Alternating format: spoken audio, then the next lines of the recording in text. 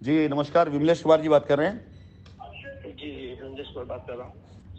नमस्कार, मैं राशिद नसीम बात कर रहा हूँ शाइन ग्रुप से। Okay, morning sir. Morning morning. Vimlesh ji, आपका नंबर मुझे प्रेम के जरिए मिला है। जी जी हाँ, तो उन्होंने बताया कि आपके कुछ इन्वेस्टमेंट हमारे यहाँ पे थे। जी पटना में सर, नौबतपुर में आपका एक प्लॉट था। जी जी। 2018 में सर मैंने उसका विजिट किया था। और प्रेम सर ही हमको बोले थे कि लीजिए, अच्छा है। मेरे गांव के ही है, बगल में औरंगाबाद डिस्ट्रिक्ट है, बिहार में। मैं वहीं का रहने वाले दाऊद नगर से हूँ। तो विजिट किया था 2018 अक्टूबर में, उसका रजिस्ट्रेशन हुआ था। अच्छा। और उसके बाद सर तो कुछ समझ में नहीं आया कि क्या हुआ क्या नहीं, आपकी रजिस्ट्री हो गई है? नहीं सर, मेरा रजिस्ट्री नहीं हुआ है। ओके। वो रजिस्ट्रेशन कार्ड मिलता था, मिला था शुरू में। जितना मैं पैसा जमा किया था, 2 लाख का एक प्लॉट किया था। हाँ। 1000 स्क्वायर फीट था। और तासी में लिया था। अच्छा, ठीक ठीक, पीसीबी के तहत। जी। तो उसके बाद तो फिर सर पता चला कि नेपाल में आप लोग शायद कुछ प्रॉब्लम में फंस गए थे। और उसके बाद सर कुछ समझ ही में नहीं आया कैसे क्या हो रहा है क्या नहीं। कुछ आए दिन मैसेज पढ़ते रहता हूँ। नेपाल त्रासदी के बाद भी कंपनी का जो वो था, रुख था, रवैया था, वो बहुत क्लियर था। कंपनी काम करना था, लेकिन वही नेपाल त्रासदी से लेकर के आज तक के बीच में जो भ्रम फैलाया गया, उसी भ्रम का शिकार जो है पूरी तरह से हमारा कस्टमर हुआ। वही भ्रम लोगों के अंदर एक पूरी तरीके से वो लेके गया, मतलब डर लेके गया। फिलहाल जो आपने इसे बताया ना नेपाल, क्योंकि नेपाल की असलियत, उसके बाद की असलियत लोगों ने मार्केट को बताई ही नहीं कि कंपनी काम करना चाहती थी। कंपनी काम करने के लिए बहुत प्रयास किया, कंपनी ने बहुत कोशिश की काम करने की। और जिस साइट पर आपने प्लॉट लिया, मैं आपको बताऊं, आपकी बात से मुझे याद आया, आते ही उस साइट का हमने एक मैप बना करके दिया था कि ये मैप जिसके अंदर प्लॉट्स वगैरह थे, कि हमने लॉन्च किया था, जैसे हमारी लॉन्चिंग होती थी, और वहीं के लोग, उन लोगों ने इसका विरोध कर दिया था कि नहीं, सबसे पहले आपने जितने प्लॉट बेचे पहले उसका कब्जा दे दीजिए, तब उसके बाद कोई प्लॉट ना लॉन्च करिए, तो यहाँ काम नहीं होने देंगे। यानी कंपनी के लोगों ने किया था इस काम को। वो सारे लोग जिन्होंने उस प्लॉट वहाँ पर बेचे, प्लॉट जिसकी मांग कर रहे थे कब्जे की, जिस पर उन्होंने कमीशन खाए, रिवॉर्ड्स उठाए, उन्होंने खुद बेचे उस समय पर। लेकिन कंपनी को रोकने का प्रयास करने के चक्कर में लोगों ने ऐसी सी बातें, ऐसी डिमांड उठानी शुरू कर दी कि जिसकी वजह से कंपनी को पूरी तरीके से अपने आप को और अपनी चीज़ों को जो है वो करना पड़ गया। फिलहाल खैर हम इसकी बात नहीं करेंगे, क्या हुआ क्या नहीं हुआ, कंपनी का और उन लोग के लोगों का वो है मैटर है। मैं बात ये करूंगा कि आज की तारीख में मैं अगर आप लोगों से बातचीत कर रहा हूं, तो मेरा मकसद है कि मेरी कंपनी, मेरे कस्टमर और मेरे एसोसिएट, तीनों के सामने सिचुएशन फिर से वो ला सकूं जो पहले थी, लायबिलिटी ख़त्म करते हुए इसको खड़ा कर सकूं। उसी सिलसिले में मैं लोगों से बातचीत भी कर रहा हूं। मुझे प्रेम ने नंबर दिया आपसे बात करने के लिए। मुझे सब्जेक्ट बिल्कुल नहीं पता है, बस खाली ये है कि हाँ, कस्टमर के नाते आपका बिलीव बना रहे। हमारे पास आज की तारीख में कुछ ऑप्शंस भी हैं, जिन ऑप्शंस पे लड़के काम कर रहे हैं, जिन्होंने आपको बताया होगा कि हाँ क्या क्या ऑप्शंस हमारे पास में हैं। इनमें से कोई ऑप्शन आपको बेहतर लगता है, उस ऑप्शन पे आप जा सकते हैं। अगर लगता है कि नहीं ऑप्शन, आपका एक मैसेज आया था सर, तो उसमें था कि पैसा रिफंडेबल का, कैशबैक का कर करके। जी जी जी, बिल्कुल बिल्कुल, हम डील करेंगे। बिल्कुल। हम लोग चाह रहे थे कि उसी टाइप से हो जाता तो ज्यादा बेहतर था। हम उस पर भी आएंगे मेरा भाई, लेकिन साइट जहाँ भी आप साइट लॉन्च कर रहे हैं जी जी सर, वहाँ ऐसा है कि मतलब वहाँ पैसा इन्वेस्ट करना पड़ेगा। लेकिन अभी सर उस हम दौर से नहीं गुजर रहे हैं कि हम नया पैसा लगा करके मैं कुछ काम कर सकता हूँ आगे।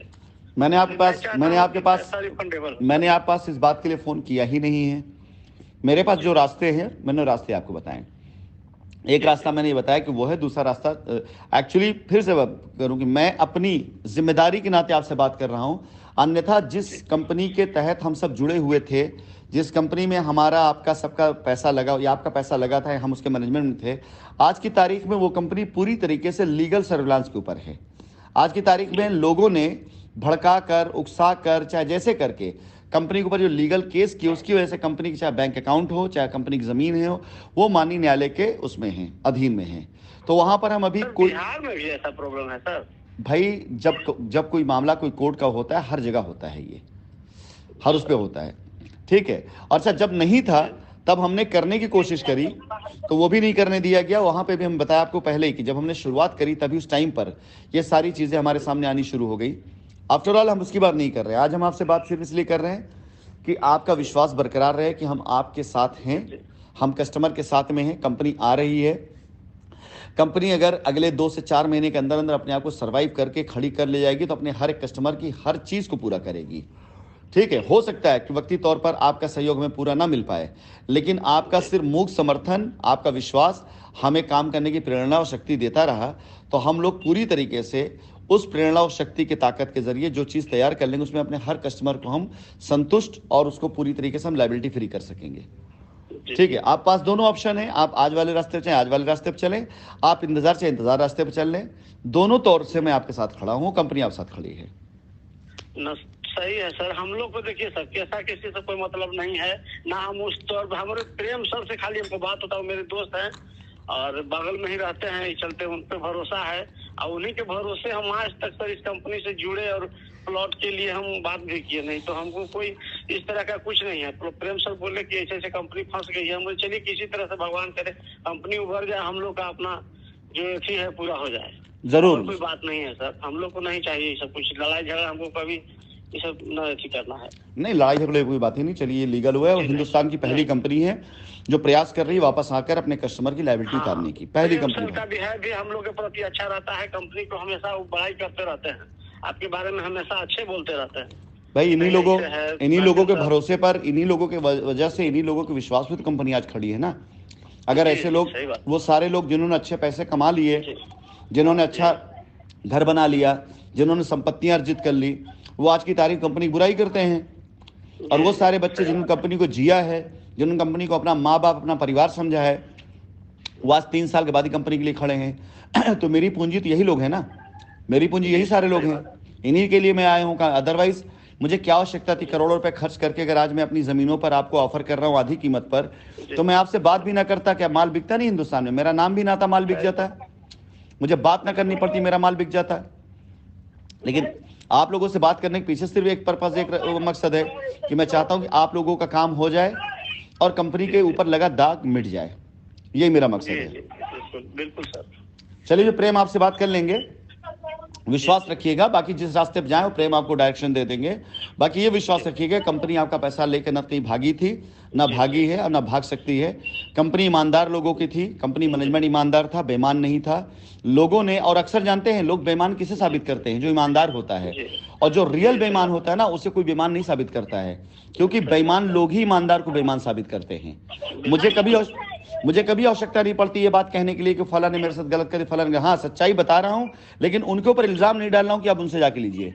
और बेईमान लोग जो होते हैं उनका ये काम होता है कि दूसरों पे आरोप मढ़कर अपना पल्ला झाड़ लेते हैं।